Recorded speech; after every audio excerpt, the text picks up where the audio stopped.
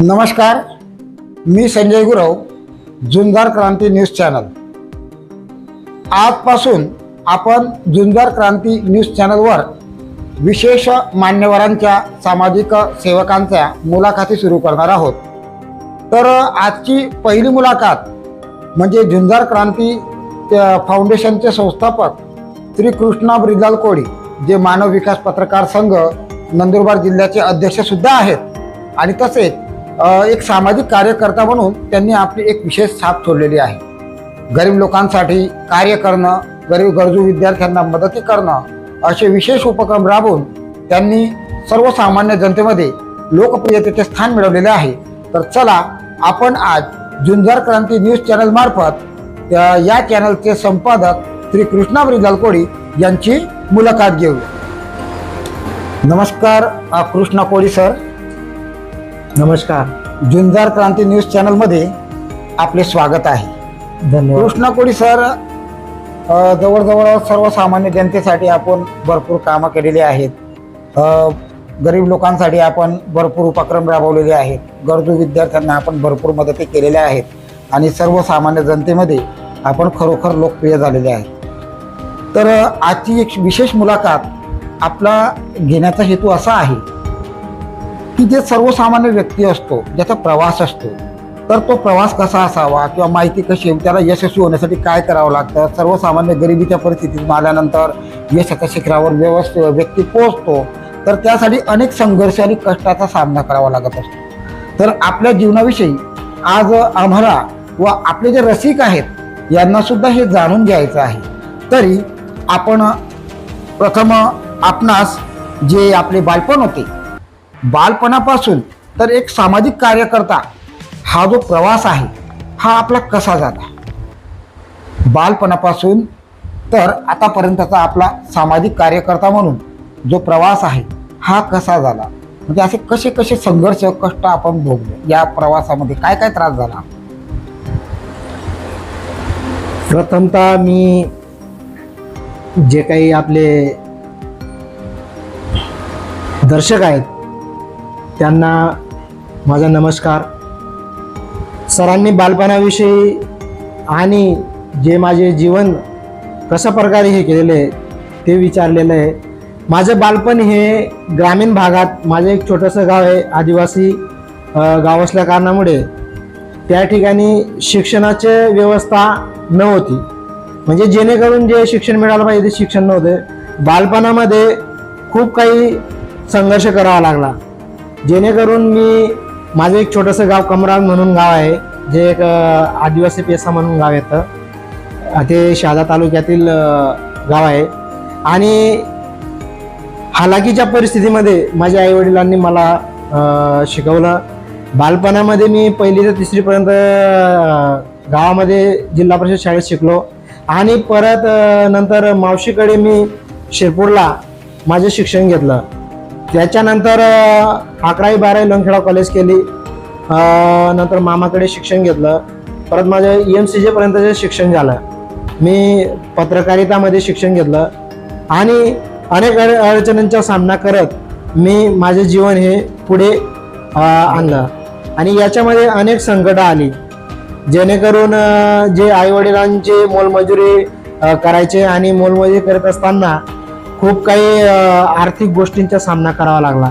त्याच्यामध्ये बालपणात मला 2 बहिणी आणि मी एकटा, म्हणजे असे 3 भावंड होतो। त्याच्यामध्ये हालाकीच्या परिस्थितीमध्ये आईवडिलांनी आमचे शिक्षण केलं, लग्न केली आणि त्याच्यामध्ये असे कामासाठी मोलमजुरी सुद्धा करावी लागली।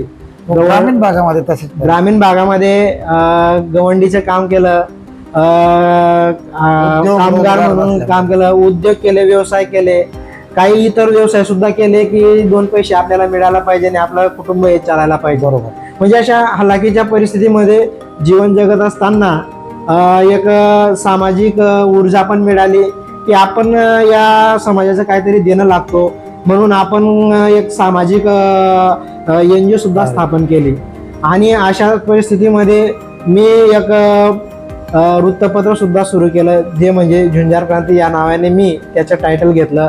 आणि ते पण एक चांगल्या प्रकारे मी या लोकांवर होणारे अन्याय अत्याचार आणि ज्या काही समस्या असतील या जिल्ह्यामधील किंवा या राज्यातील, जसं धुळे जिल्हा असेल, नंदुरबार असेल, जळगाव असेल, नाशिक असेल, अशा विविध जिल्ह्यातून ज्या काही समस्या सामान्य लोकांना उद्भवतात त्या समस्यांचे मी आपल्या झुंजार क्रांती वृत्तपत्रामार्फत, तसेच झुंजार क्रांती एक न्यूज चॅनलच्या मार्फत मी समाजाला एक दिशा देण्याचं काम या माध्यमातून करत आहे.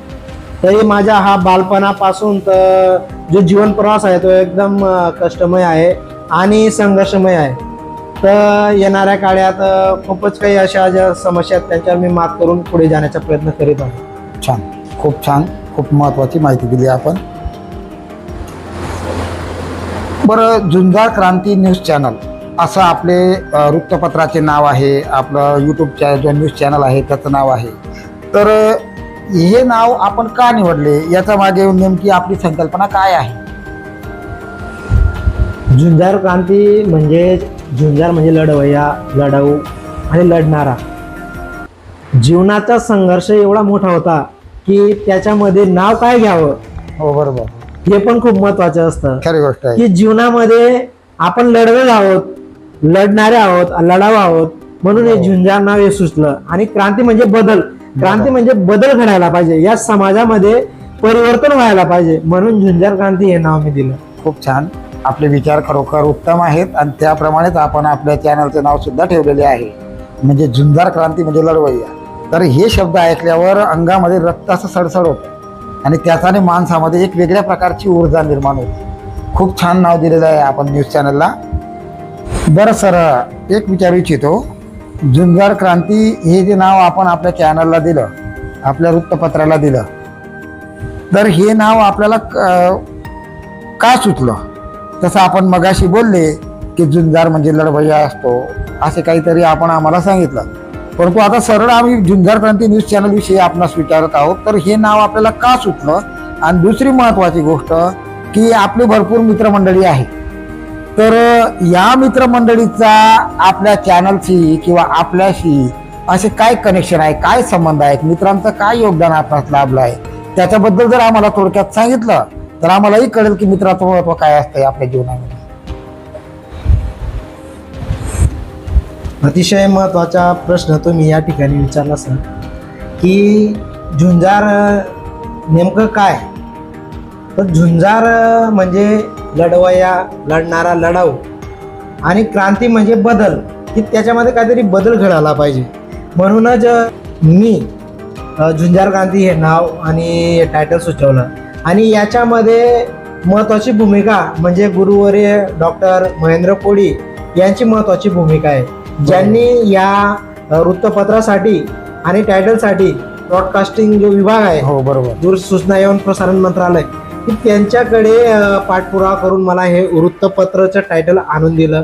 ते यांची खूप महत्त्वाची भूमिका आहे. म्हणजे डॉक्टर महेंद्र कोळी यांनी आपल्याला भरपूर सहकार्य. डॉक्टर महेंद्र कोळी हे माझ्यासाठी आयडॉल आहेत, की ज्यांनी मला वृत्तपत्र क्षेत्रात आणलं, आणि वृत्तपत्र क्षेत्रात आणल्यामुळे की मी एक क्रांती घडवून आणली, की जेणेकरून माझ्या वृत्तपत्राला आता 5-6 वर्ष होत आहेत. त्याच्यामध्ये मी डिजिटल माध्यमातून सुद्धा न्यूज चॅनलचं काम करतोय. आणि याच्यामध्ये प्रमुख भूमिका तर माझ्या मित्रपरिवाराची आहे, जेणेकरून जो काही माझा मित्रपरिवार आहे की त्याने खूप मला सपोर्ट केलेला आहे. त्याच्यामध्ये डॉक्टर महेंद्र कोळी हे पण एक माझे मित्रच होते, आणि त्याच्यामुळे त्यांच्या माध्यमातून अनेक मला मित्र मिळाले जे पत्रकार बांधव आहेत. जसे संजय गुरव सर आहेत, त्यांनी सुद्धा एक मला मोटिवेट केलं. माझ्या जीवनात आल्यानंतर माझ्या जीवनात माझे परिवर्तन झालं. तसेच संतोष गुरव सर असतील, त्याच्यानंतर नरेश शिंदे असतील, आणि अनेक मित्र आहेत की ज्या मित्रांनी मला घडवण्यामागे त्यांचा मोठा हात आहे, की कुठल्याही परिस्थितीमध्ये ते मला एकटे सोडत नाही, आणि काही जर राहिलं ते माझ्या सोबतीलाच असतात. आणि अशा काही गोष्टी आहेत की ज्या गोष्टींची ऊर्जा मला त्यांच्यामुळे मिळते, म्हणून मी त्यांचे खूप खूप आभार मानतो की मला असा मित्रपरिवार मिळाला. आणि डॉक्टर महेंद्र कोळी जे गुरुवर आहेत त्यांचे बी मी ऋणी राहील जीवनभर, की ज्यांनी मला एक चांगला प्लॅटफॉर्म उभा करून दिला, की मी त्या प्लॅटफॉर्मवर चालत असताना अनेक माझे जे ध्येय होते ते मी गाठत गेलो आणि पुढची वाटचाल मी चांगल्या प्रकारे करीत आहे. आणि सर्व ज्या काही गोष्टी आहेत, जे काही येणारे संकट आहेत, संघर्ष आहेत, त्याच्यामध्ये त्यांचा खूप मोठा वाटा आहे, की जे मला खचू देत नाही, मला कुठं म्हणजे असं पडू देत नाही, की तुम्ही जे काय आहेत ते तुम्ही करू शकता बुवा, तुम्हाला या गोष्टींचे हे नाही आहे. म्हणून मला मित्रपरिवार खूप चांगला लाभलेला आहे. मी त्यांचे खूप ऋणी राहील. मित्रपरिवार चांगला लाभला आनंदाची गोष्ट आहे, परंतु मित्र चांगले लाभतात जेव्हा आपण स्वतः चांगले असतो. आपला स्वतःचा स्वभाव असा आहे की आपण मित्रांसाठी जीवापाड प्रयत्न करत असतात, मित्रांच्या मदतीसाठी नेहमी उभे असतात, मित्रांसाठी धावत असतात, मित्रांसाठी कधीही कंटाळा करत नाही. आपला स्वभाव असा असल्यामुळे आपल्याला मित्र चांगले लाभलेले आहेत. आणि भाग्यवान तो व्यक्ती असतो की आजच्या काळामध्ये चांगले मित्र भेटणं हे खरोखर भाग्यवान व्यक्तीचं काम आहे. आणि आपण खरोखर भाग्यवान आहात, आपले कार्य खरोखर चांगले आहे आणि म्हणून आपल्याला अशा प्रकारचे चांगले मित्र लाभलेले आहेत. सर, एक विषय माझ्या समोर आलेला आहे की आपण आपल्या आईवर खूप प्रेम करायचं. आणि मी असं ऐकलेलं आहे की आपल्या आईची तब्येत बरी नसताना आपण तिला नंदुरबार, धुळे, नाशिक वगैरे मोठमोठ्या हॉस्पिटलांमध्ये घेऊन गेले. आपल्या त्यावेळेस खूप आर्थिक फटका बसला, खूप खर्च आपण केला, खूप प्रयत्न केले, खूप कष्ट केले, परंतु शेवटी आपण आईला वाचवू शकले नाहीत, कारण परमेश्वराच्या इच्छेपुढे आपण काहीच करू शकत नाही. तर हा जो प्रसंग होता आईच्या बाबतीत आपल्यासमोर, हा जो प्रसंग आला, हा प्रसंग आपल्या जीवनावर काय परिणाम करून गेला, याच्यामुळे आपल्या जीवनामध्ये काय परिणाम झाला? अतिशय गंभीर प्रश्न आहे की आई म्हणजे ईश्वराचे रूप आहे. आई आत्मा आणि ईश्वर याचे रूप असल्या कारणामुळे खूप काही जे घडवण्याचं काम असतं मुलाला ते आईकडूनच होतं. आणि आईच्या परिश्रमातून, संघर्षातून मला आईने घडवलेलं आहे, की जे विटभट्ट्यांवर काम करून मला ज्यांची म्हणजे मला घडवण्यामध्ये त्याचा मोठा वाटा आहे. आणि अशा परिस्थितीमध्ये आईला जेव्हा किडनीचा प्रॉब्लेम येतो आणि त्या किडनीच्या प्रॉब्लेममुळे खूप काही दवाखाना आणि खूप ठिकाणी आम्ही प्रयत्न करतो उपचार घेण्यासाठी, परंतु आम्ही त्याच्यामध्ये असफल झालो. त्याच्यामध्ये वडील असतील, बहिणी असतील आणि माझे सर्व कुटुंब आईला वाचवण्यासाठी खूप प्रयत्न केले, परंतु भगवंताने त्याच्यामध्ये आम्हाला असफल केलं. म्हणजे की जेणेकरून आई जर वाचली असती तर आणखी काहीतरी आम्हाला ऊर्जा मिळाली असती. आई आम्हाला घडवण्यामागे आईचा खूप मोठा सिंहाचा वाटा आहे. आणि अशातच आईचे जाणं हे आम्हाला खूप मोठं दुःख दिलेलं आहे. आणि मोठं दुःख झालं की आई गेल्यामुळे आमची जी ऊर्जा होती ती कुठंतरी कमी झाल्याचा असा भास होतो. बरोबर आहे, आई खूप महत्त्वाची असते. ज्याने आई गमावलेली असते, तर आईचे दुःख काय असतं, आई नसताना काय होतं, फक्त तोच व्यक्ती समजू शकतो. आणि आपण आईसाठी खूप प्रयत्न केले आणि अशी परिस्थिती असताना सुद्धा आपण आईला फार लांब लांब अंतरावर मोठमोठ्या हॉस्पिटलांमध्ये घेऊन गेले. आपण भरपूर पैसाही खर्च केला, परंतु शेवटी एकच असतं की परमेश्वराला जे प्रिय असतं त्या ठिकाणी आपण त्याला थांबू शकत नाही आणि तो त्याची प्रिय वस्तू आपल्याकडून नेत असतो. तर कृष्णा सर, मी असंही ऐकलं आहे की आपल्या जीवनामध्ये अजून एक दुःखद प्रसंग आला होता की अशाच प्रकारची परिस्थिती आपल्या पत्नीवर सुद्धा उद्भवली होती. त्यावेळेस सुद्धा अशाच प्रकारे आपण झुंज दिली आणि शेवटी परमेश्वराने आपले मान राखला, आपल्या शब्दांचा मान राखला, विनंतीचा मान राखला आणि आपल्या पत्नीचा पुनर्जीवन झाले. हे खरं आहे का? हो, सत्य आहे. भगवंत हा परीक्षा घेत असतो, जो कॅपेबल असतो त्याचीच भगवंत पण परीक्षा घेतो. आणि अशा या संघर्षमय जीवनामध्ये माझ्या पत्नीला सुद्धा तिच्या पोटामध्ये एक नस फाटल्याने रक्तस्राव झाला आणि त्याच्यामधून ते सुद्धा बालबाल बचावले. आणि 3 लिटर ब्लड काढून त्यांना यशस्वीरित्या त्यांच्यावर शस्त्रक्रिया करून डॉक्टरांनी जीवनदान दिलं.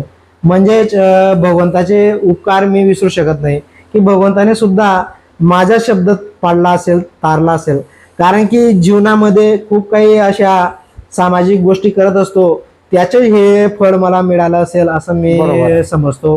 कारण की भगवंताने असं वाटलं असेल की हा व्यक्ती लढतोय, लढवय्या आहे, लढणारा आहे, संघर्ष करतोय, की याच्या जीवनामध्ये असं काही अनुचित प्रकार घडू नये म्हणून भगवंताने ही हो, दखल खरी गोष्ट घेतली आहे. असेल. परमेश्वर हे मला आपल्याला, हो. परमेश्वरावर खूप विश्वास आहे आणि हे मला ते त्याच्यातून जाणून आलेलं आहे की पत्नीला सुखरूप वाचवलं म्हणजे माझं काहीतरी कुठं चांगलं केलेलं कर्म असेल म्हणून ते मला आडवं आलं असं मी समजतो.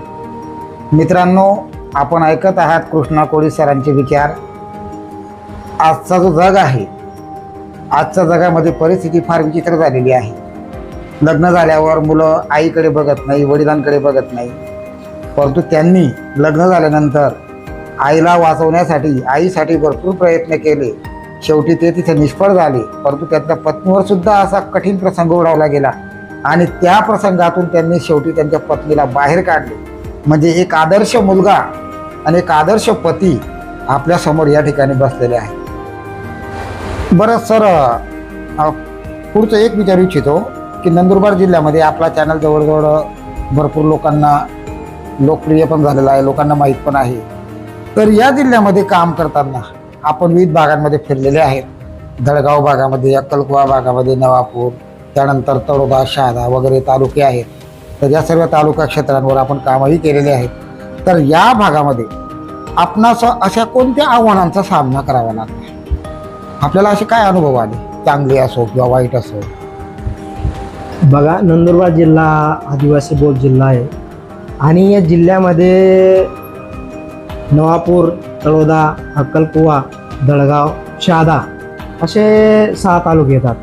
आणि या तालुक्यांमध्ये जर सामाजिक परिस्थिती बघितली तर स्थलांतराचे प्रमाण जास्त प्रमाणात आढळून येतं. बरोबर. आणि यामुळे या आव्हानांचा सामना करावा लागतो. तसेच रोजगाराचा प्रश्न नसल्या कारणामुळे स्थलांतराचं प्रमाण होतं. बरोबर. परत शिक्षणाचं जर आपण विचार केला तर शिक्षणासाठी मुलं बाहेर शिकायला जास्त प्रमाणात आहे. जातात. बरोबर. आणि काही जी परिस्थिती, आर्थिक परिस्थिती कमकुवत असल्या कारणामुळे मुलांचं जे शिक्षण आहे शिक्षणापासून ते वंचित राहतात. त्यांना चांगल्या प्रकारे शिक्षण मिळत नाही. रोजगार नसल्या कारणामुळे, गरिबीची परिस्थिती असल्या कारणामुळे बाहेर शिक्षण करावं लागत आहे. आणि अशा प्रकारे अनेक सामना करावा लागतोय.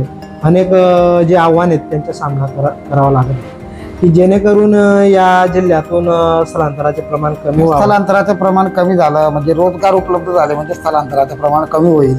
आणि स्थलांतराचं प्रमाण कमी झालं म्हणजे विद्यार्थी आपोआप, लोकांना रोजगार मिळाला म्हणजे विद्यार्थी आपोआप शिक्षणाला लागतात. भरपूर गरीब परिवार असे असतात की त्यांचं आर्थिक आवक कमी असल्या कारणाने मुलांचं शिक्षण पण सोडून देतात. असेही आपण भरपूर ठिकाणी पाहिलेलं आहे. बरं सर, मला एक प्रश्न विचारायचा वाटतो की आपण झुंजार क्रांती न्यूज चॅनल चालू केलं, झुंजार फाउंडेशन मार्फत आपण भरपूर कामं करतात. तर आतापर्यंत आपण अशी कोणकोणती महत्त्वाची कामं केलेली आहेत झुंजार फाउंडेशन मार्फत? बघा, झुंजार फाउंडेशन आणि झुंजार क्रांती दोघं कॉम्बो एकच आहेत. दोघं मिळून कामं समाजामध्ये केलेली आहेत. जेणेकरून जे गरीब विद्यार्थी आहेत, वंचित घटक आहेत, त्या विद्यार्थ्यांना शालेय साहित्य वाटप करणं, बरोबर, कपडे वाटप करणं, असे अनेक प्रकारचे उपक्रम मी राबवलेले आहेत. जे वंचित घटक आहेत त्या वंचित घटकांपर्यंत ज्या काही सुविधा आहेत त्या आपल्या परीने कशा जातील त्या पद्धतीने आपण त्यांना देण्याचे काम केलेले, सामाजिक उपक्रमांमार्फत केलेलं आहे. त्याच्यामध्ये युवक असतील, काही मित्रपरिवार असतील, काही शासकीय अधिकारी असतील, यांच्या मार्गदर्शनाखाली किंवा यांच्या डोनर म्हणून त्यांनी सुद्धा मदत केलेली आहे. आणि ते आपण जे खरोखरच वंचित घटक आहेत, खरोखरच लाभार्थी आहेत, त्यांच्यापर्यंत आपण आपल्या NGO मार्फत देण्याचं काम केलेलं आहे. आणि काही अनेक योजना पण आहेत, जी शासनाच्या योजना, वृद्धपकाळ योजना असेल, तुमच्या संजय गांधी निराधार योजना असेल, विधवा परित्यक्ताच्या योजना असतील, बरोबर. आणि शासनाच्या काही विविध योजना आहेत की त्या योजना गरिबांपर्यंत पोहोचत नाहीत. ज्यांना काही माहिती नाही अशी माहिती सुद्धा आणि त्या योजना पोहोचवण्याचे काम सुद्धा आपण एनजीओ मार्फत केलेलं आहे. छान, खूप छान.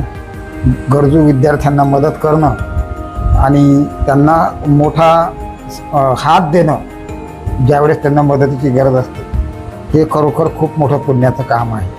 ज्या योजना लोकांपर्यंत पोहोचलेल्या नसतील त्या योजना त्यांच्यापर्यंत पोहोचवणं आणि त्या योजनांच्या मार्फत त्यांना फायदा मिळवून देणं, हे पण खूप मोठं पुण्याचं काम आहे. खरोखर आपली मुलाखत घेताना आम्हाला खूप आनंद होत आहे आणि आपण जे कार्य करत आहात ते खरोखर खूप कौतुक करण्यासारखं आहे. आपण एक महत्त्वाची गोष्ट आपण सुरुवातीला बोलले की बालपणापासून तर पत्रकारिता क्षेत्रापर्यंत सामाजिक कार्यकर्ता बनण्यापर्यंतचा आपला प्रवासविषयी थोडक्यात माहिती दिली. परंतु सामाजिक कार्यकर्ता बनण्यासाठी आपल्याला ही प्रेरणा कुठून मिळाली? याला कोण कारण आहे? म्हणजे असा एखादा प्रसंग घडला की मला आता ह्या मार्गी मला जावं लागेल, जसं आता एखाद्याला शिक्षक बनायचं असतं तर तो शैक्षणिक डिग्री मिळवण्यासाठी प्रयत्न करतो, तसं आपण सामाजिक कार्यकर्ता बनण्यासाठी आपल्याला ही प्रेरणा कुठून मिळाली? याचं श्रेय आपण कोणाला देणार? याचे श्रेय तर मी भगवंताला देऊ इच्छितो. भगवंताने सद्बुद्धी दिली की आपल्या ज्या जीवनामध्ये जो संघर्ष आहे तो संघर्ष आपण बघत आहोत. ग्रामीण भागामध्ये ज्या काही गोष्टी असतात, वंचित घटक असतात, जसं शिक्षण असेल, तुमचं आरोग्य असेल, बरोबर. तुमच्या ज्या भौतिक सुविधा असतील जे दिसत नाहीत, तर भगवंताने मला ते सुचवलेलं आहे की असं हे ग्रामीण भागात दिसतंय तर तुम्ही पण याच्यामध्ये काहीतरी करायला पाहिजे बुवा, समाजाचं काहीतरी देणं लागतो. या हेतूने मी एक माझ्या झुंजार फाउंडेशन आणि एनजीओ स्थापन केलं आणि अशा छोट्या मोठ्या ज्या उपक्रम मी राबवले आणि जेणेकरून समाजामध्ये एक त्याचा हे निर्माण होईल की समाजामध्ये ज्या काहीतरी गोष्टी घडलेल्या आहेत, काही बदल घडू शकतो आणि या काही चुकीच्या गोष्टी आहेत त्याच्यापासून ते लोक, आता युवा वर्गांमध्ये व्यसनाचे प्रमाण जास्त आहे, तर आपण व्यसनमुक्तीचे काहीतरी उपक्रम राबवले पाहिजेत. तर त्याच्यामुळे ते जे काही युवक आहेत, जे काही तरुण आहेत, ते वाम मार्गाला न जाता एक चांगल्या कामामध्ये ते इन्व्हॉल्व्ह होऊ शकतात. म्हणून या दृष्टीने मी माझ्या एक झुंजार फाउंडेशन नावाचं एनजीओ स्थापन केलं की जेणेकरून समाजामध्ये जे काही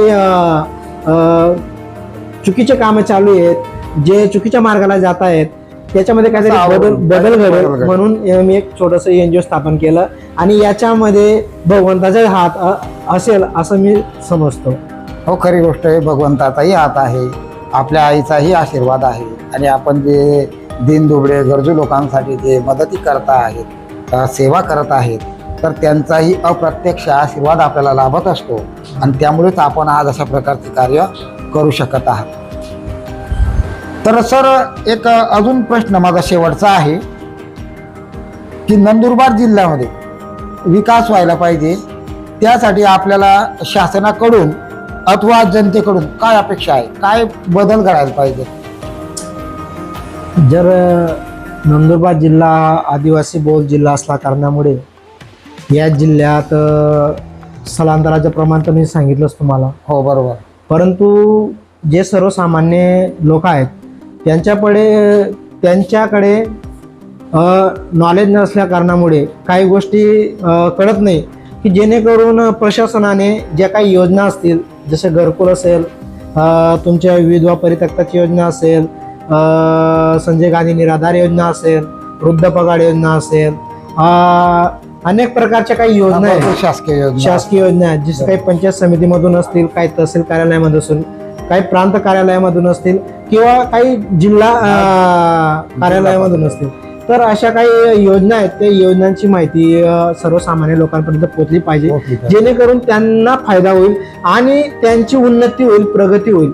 म्हणून माझे एक आव्हान आहे की प्रशासनाने या गोष्टी दखल घेतली पाहिजे आणि त्याच्या काहीतरी समाजामध्ये प्रचार प्रसार करायला पाहिजे, जेणेकरून लोकांपर्यंत योजना जातील आणि त्यांच्या ज्या काही समस्या असतील त्यांचे निवारण होईल. एवढंच मी जिल्हावासियांना सांगू इच्छितो आणि प्रशासनाला पण कडकडीची विनंती करतो की माझ्या NGO मार्फत आणि जे झुंजार क्रांती न्यूज आहे याच्या मार्फत मी परिपूर्ण समाजासमोर या ज्या काही गोष्टी आहेत त्या मांडण्याचा प्रयत्न करेन. खूप छान सर. तर सर आम्ही असं पण ऐकलेलं आहे की आपण मानव विकास पत्रकार संघ याच्यात नंदुरबार जिल्हा अध्यक्ष म्हणून आपण काम करतात. तर मानव विकास पत्रकार संघाचे नंदुरबार जिल्हा अध्यक्ष काम करत असताना आपल्याला कशा प्रकारची आपली जबाबदारी तिथं येत असते? पत्रकार संघासाठी काम करताना जिल्हाध्यक्ष म्हणून आपण कशा प्रकारची जबाबदारी पार पाडतो? गेल्या 3 वर्षापासून डॉक्टर प्रदीप पवार यांच्या मार्गदर्शनाने मानव विकास पत्रकार संघ हा स्थापन झाला आणि मला नंदुरबार जिल्ह्याची त्यांनी जबाबदारी दिली आणि त्या जबाबदारीमध्ये पत्रकारांवर होणारे अन्याय अत्याचार आणि पत्रकारांच्या ज्या काही समस्या असतील, त्यांच्या मुलं बाळांचे शिक्षण असेल, घरांचे प्रश्न असतील, आर्थिक प्रश्न असतील, म्हणजे अशा सर्व काही बाबी असतील समस्या, त्या समस्यांवर काम करण्याच्या मला या मानव विकास पत्रकार संघाकडून प्रेरणा मिळाली की जे पत्रकार आहेत त्यांच्यावर होणारे जे अन्याय अत्याचार आहेत त्याच्यात तुम्ही आवाज बनले आणि आवाज म्हणून तुम्ही काम करता असं मला सर्व या जिल्ह्यातील जे आपले पदाधिकारी असतील, पत्रकार बांधव असतील, यांनी सुद्धा मला ह्या गोष्टींचं हे केलं की तुम्ही एक चांगल्या प्रकारे काम करता आणि पत्रकारांचा आवाज तुम्ही उठवतात. पत्रकारांवर होणारे जे काही अडीअडचणी असतील, आव्हानं असतील ते तुम्ही शासनासमोर मांडतात. म्हणून एक चांगल्या प्रकारे या नंदुरबार जिल्हाध्यक्ष म्हणून मला काम करावं असं वाटतं आणि जे काही प्रश्न असतील त्या प्रश्नांवर आवाज उठवण्याचं एक कार्य मी माझ्या हातून करत असतो. तर म्हणून एक सर्व पत्रकार बांधव माझ्या पाठीशी आहेत, मला सपोर्ट सुद्धा करतात की तुम्ही एक चांगल्या प्रकारे एक नेतृत्व करत आहात जिल्हाध्यक्षपद म्हणून. त्याच्यासाठी त्यांच्या पण मी आभार मानतो की मला त्यांची एक साथ मिळालेली आहे की जेणेकरून एक ऊर्जा मिळते की मी पण एक चांगल्या प्रकारे पत्रकारांचं नेतृत्व करावं असं मला वाटतं. बरं सर, आपण बोलता बोलता एक बोलले की आपण प्रदीप पवार साहेब यांचं नाव घेतलं. म्हणजे प्रदीप पवार साहेब मानव विकास पत्रकार संघाचे संस्थापक अध्यक्ष आहेत, बुलंद तोफ आहेत ते, आणि त्यांच्या मार्गदर्शनाखाली मानव विकास पत्रकार संघ नक्की यश गाठेल अशी आम्ही अपेक्षा करतो. बरं सर, आता पुन्हा एक बोलू इच्छितो. आपल्याकडे भरपूर पदव्या आल्या, भरपूर पदव्यांविषयी बोललं, परंतु अजून एक पदवी आपल्याकडे आहे, ती म्हणजे नंदुरबार जिल्ह्याचे डिजिटल मीडियाचे आपण सेक्रेटरी आहात, ते आम्ही ऐकलेलं आहे. तर डिजिटल मीडियामध्ये आता तर सर्व आपल्याला दिसतं की संपूर्ण जग हे डिजिटल होत चाललेलं आहे आणि परत डिजिटल क्षेत्रामध्ये सुद्धा आपण नंदुरबार जिल्ह्याचे सेक्रेटरी म्हणून कार्य करत आहात. तर या ठिकाणी कार्य करून आपल्याला काय वाटते, डिजिटल क्षेत्रामध्ये काय क्रांती घडून आलेली आहे आणि याचा काय सर्वसामान्य लोकांना फायदा होतो? याच्यामध्ये केंद्रीय 4 मंत्रालय यांनी डिजिटल मीडिया संदर्भात चांगल्या प्रकारे शासन निर्णय दिलेले की डिजिटल माध्यम हे लोकांपर्यंत तात्काळ पोचतं.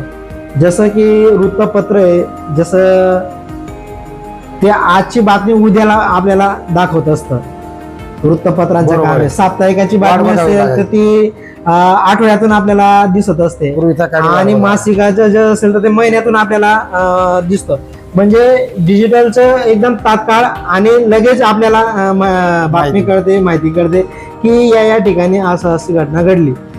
तर डिजिटल माध्यम हे अतिशय प्रभावीपणे त्याचं काम चालू आहे आणि इथिक्स 21 कोड हा केंद्रीय मंत्रालयाने प्रसारित केलेला आहे की डिजिटल माध्यमातून सुद्धा आपण यूट्यूब असेल, इन्स्टा असेल, फेसबुक असेल, व्हॉट्सअप असेल, अशा काही सोशल साईट आहेत. त्या सोशल साईटच्या माध्यमातून लोकांपर्यंत आता अति जलद गतीने प्रसाराचं माध्यम त्यांनी एक हे केलेलं आहे. म्हणून लोकांना तात्काळ कुठली तरी माहिती उपलब्ध होते, म्हणून लोक त्याच्याकडे त्याचा कल आहे आणि लवकरात लवकर त्यांना ती माहितीचं निवारण होतं. म्हणून लोक सहसा वृत्तपत्राकडे बघता, जास्तीत जास्त डिजिटल मीडियाकडे बघतात.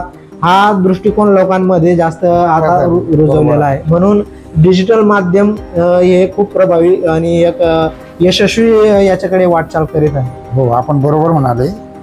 आताचं डिजिटल युग असं झालं आहे की अमेरिकेमध्ये जस्ट 5 मिनिटापूर्वी काही घडलं असेल तर लगेच आपल्याला माहीत पडतं. म्हणजे परिस्थिती खरोखर बदललेली आहे आणि डिजिटल माध्यमाने लोकांना संपूर्ण बातमी असेल, न्यूज असेल, काही असेल ती लगेच कळते.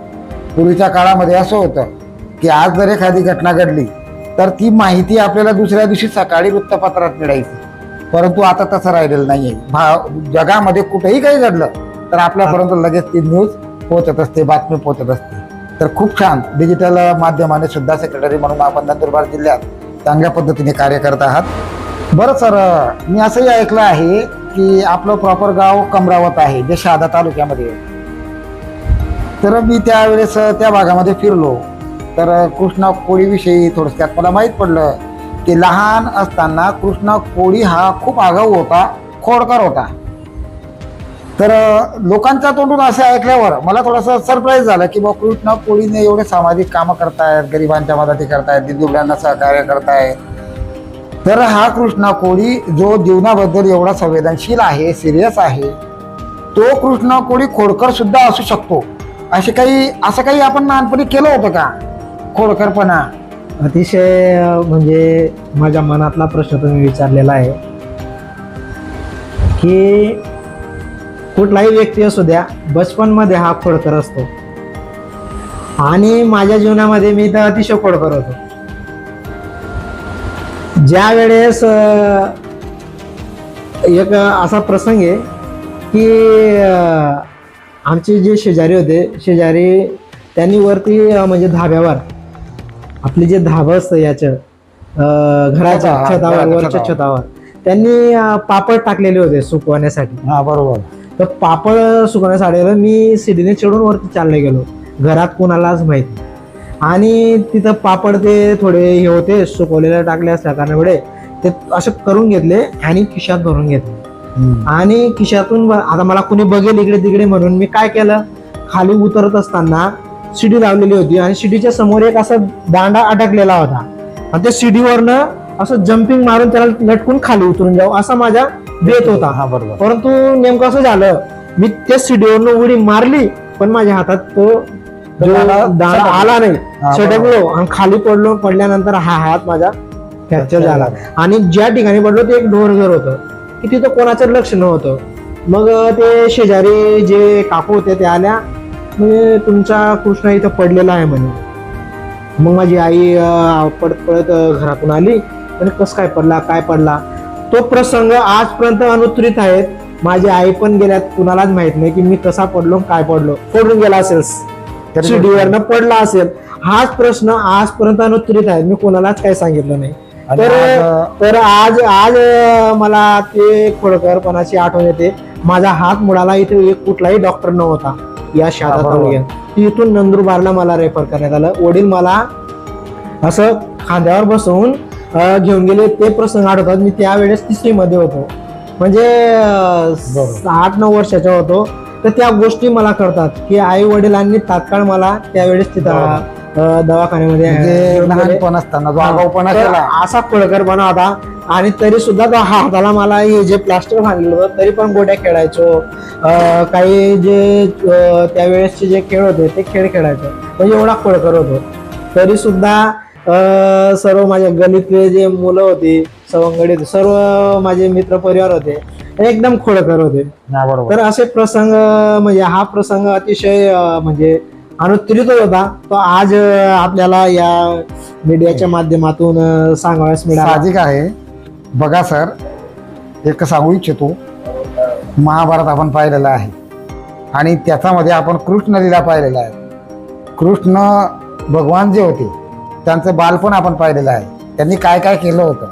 तर आपल्यासाठी खरोखर त्यांचं बालपण जे खरं बघण्यासारखं आहे. आणि आपलंही नाव कृष्ण आहे आणि आपला खोडकरपणा हा मी बघतोय. म्हणजे हे लहानपणच असं असतं की प्रत्येकाच्या जीवनामध्ये लहानपण एक वेगळी आठवण सोडून जातं. एक बालबुद्धी असते, निष्पाप मन असतं आणि ते जे खोडकरपणा आहे ते करत असतं.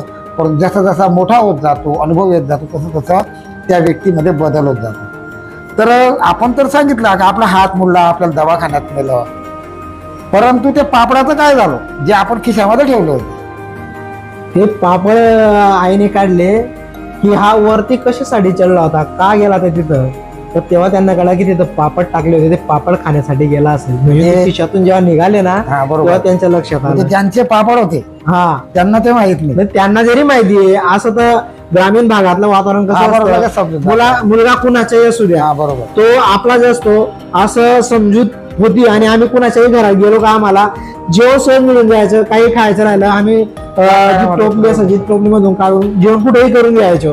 म्हणजे जेवढे मी खोडकर होतो सर्व एकमेकांच्या घरी आम्ही जेवण करून घ्यायचं. तिथलं काय राहिलं ते जसे म्हणजे गहू असतील, वापलेले पापड असतील, कुरड्या असतील, काय पण असायचे ना ते आम्ही सहजपणे खाऊन घ्यायचो.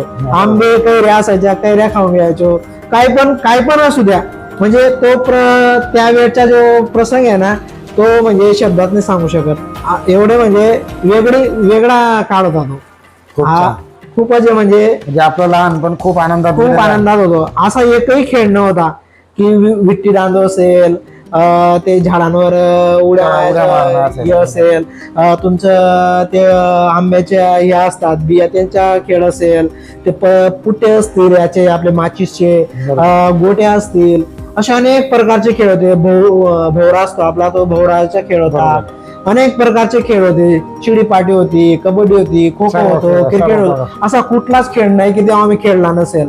आणि आताच्या याच्यामध्ये आपल्याला ते खेळ आले तो झाल्यासारखे वाटतात, मुलांना दिसत नाही. म्हणजे अनेक प्रकारचे खेळ आम्ही खेळलेलो आहोत आणि तो एक आनंद वेगळाच होता. आता बघा, आपण खेळांविषयी सांगितलं, त्यावेळेस आपण एवढे खेळ खेळलेले आहेत, परंतु ग्रामीण भागामध्ये अजूनही बरेचसे विद्यार्थी मुलं खेळ खेळतात. परंतु शहरी भागाच्या विद्यार्थ्यांना अशा प्रकारचे खेळ खेळायला मिळत नाही, कारण त्यांचे घरं असे असतात की त्यांना जागा उपलब्ध होत नाही. परंतु ग्रामीण भागांमध्ये अशा जागा आहेत, आजही मुलं त्या ठिकाणी खेळतात, स्वतःचं मनोरंजन करतात. परंतु एक परिणाम अजून झालेला आहे, तो म्हणजे डिजिटल मीडिया, हा मोबाईल. बरेचसे विद्यार्थी घरामध्ये एवढे गुरफटले गेलेले आहेत की मोबाईलमधून ते बाहेर पडत नाही आणि मैदानी खेळ खेळत नाही, आणि याचा विशेष परिणाम त्यांचा आरोग्यावर होत असतो. तर आपल्याला काय वाटतं की आजच्या विद्यार्थ्यांनी मोबाईलचा वापर किती करायला पाहिजे आणि मैदानी खेळांचे त्यांच्या जीवनामध्ये काय महत्व आहे? बघा, आमचा जो काळ होता 90च्या तर 2000च्या नंतरातला, 2000च्या पूर्वी, तर त्या काळामध्ये सर्व खेळ आम्ही खेळलेलो आहोत. अभ्यास पण केलेला आहे, शिक्षकांचा मार सुद्धा खाल्लेला आहे. आणि सर्व गोष्टी करत असताना त्यावेळेस मोबाईल नव्हता. मोबाईल नसल्याचे फायदे आम्हाला झालेले आहेत. आम्ही खेळाडू म्हणून खूप काही खेळ खेळलेलो आहेत आणि ती खिलाडू वृत्ती आमच्यामध्ये रुजलेली आहे. आत्ताचे जर बघितलं तर आत्ताचे जे युग आहे हे 20व्या शतकामध्ये, डिजिटल युगामध्ये मुलांकडे आज मोबाईल दिसतात आणि त्या मोबाईलचे दुष्परिणाम एवढे झालेले आहेत की ते आपण विचार पण करू शकत नाही. त्याच्यामुळे मानसिक आजार तयार झालेले आहेत, मानसिकता खराब झाली आहे लहान मुलांची, की जेणेकरून त्याचे दुष्परिणाम त्यांच्या या मेंदूवर होत आहेत, त्यांच्या मनावर होत आहेत. म्हणून आजच्या या ज्या मुलं आहेत, लहान मुलांना मोबाईल हा त्यांच्या शिक्षणाच्या हिशोबाने 1 ते 1.5 तासपर्यंत त्यांना शिक्षणासाठी दिला गेला पाहिजे आणि कंटिन्युएशन नाही केलं पाहिजे, ज्याच्यामुळे त्यांच्या जो मेंदूचा विकास आहे तो थांबू शकतो किंवा त्यांना अनेक प्रकारचे दुर्धर आजार सुद्धा होऊ शकतात. आता अनेक मुलांनी आत्महत्या सुद्धा केलेल्या आहेत. म्हणजे असे अनेक प्रकार आपल्याला बघायला मिळत आहेत. म्हणून जेणेकरून मुलांना मोबाईल पासून दूर ठेवलं गेलं पाहिजे. या गोष्टी म्हणजे थोड्या प्रामुख्याने जाणून येतात की मुलांमध्ये असे आजार सुद्धा या मोबाईलमुळे आपल्याला दिसत आहेत, की जेणेकरून ते मोबाईल पासून दूर राहिले पाहिजेत. असं पालकांनी त्यांच्याकडे लक्ष दिलं पाहिजे असं मी सांगू इच्छितो. मित्रांनो, बघा, ही जी मुलाखत आहे, या मुलाखतीमध्ये सर्वात महत्त्वाचा मुद्दा आला की मुलांनी मोबाईल किती वापरायला पाहिजे.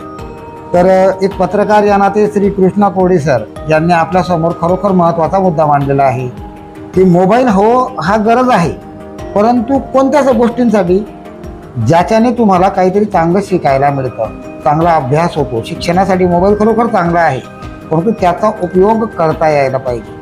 नुसतं गेम खेळणं आणि मोबाईल हातात धरून बसणं, तर याचा जो प्रभाव आहे हा विद्यार्थ्यांचा मुलांचा मेंदूवर होत असतो आणि त्या मेंदूमध्ये एक वेगळ्या प्रकारची वृत्ती जन्माला घेते आणि त्याच्यामुळे तो विद्यार्थी शिक्षणापासून वंचित होतो आणि काय करेल हे सांगता येत नाही.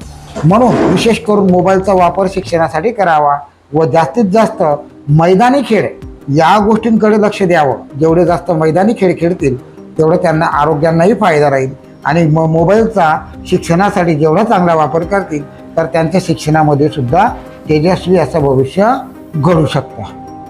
तर मित्रांनो, हे आहेत कृष्णा कोळी सर, ज्यांची आज आपण मुलाखत घेतली, ज्यांनी आपल्यासमोर खूप महत्त्वाचे मुद्दे मांडले.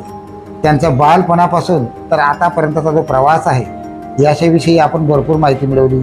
त्यांचा खोडकरपणा, त्यांच्यातला असणारा सामाजिक कार्यकर्ता, त्यांच्यातील असणारा एक उत्कृष्ट पत्रकार, त्यांच्यातील असणारा एक आदर्श पती आणि त्यांच्यातील असणारा एक चांगला मुलगा, या सर्व गुणांच्या बाबतीत आपण त्यांच्याकडून माहिती मिळवली.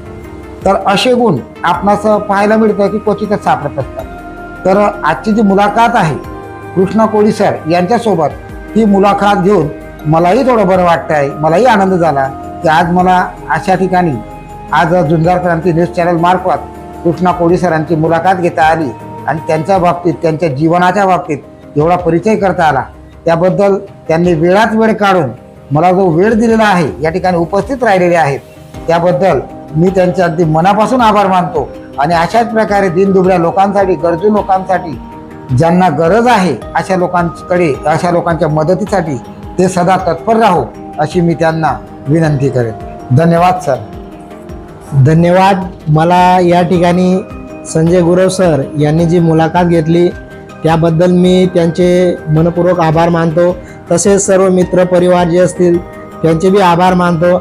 आणि जे काही या ठिकाणी मुलाखतीमध्ये मी सांगण्याचा प्रयत्न केला त्याबद्दल सर्वांचे मी आभार व्यक्त करतो. धन्यवाद.